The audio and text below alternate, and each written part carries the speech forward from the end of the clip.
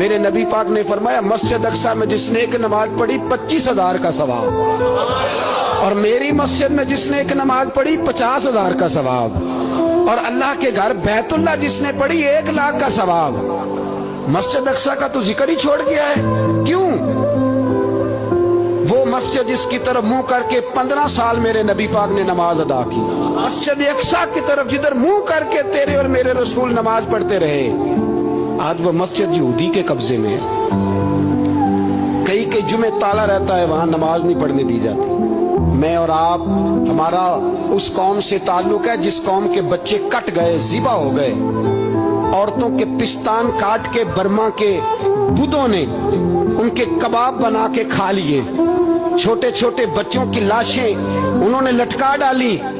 میرے بھائی تجھے خبر ہی نہیں، یہ تو جانا تو کبھی گنبد خضرا پہ تو میرے مصطفیٰ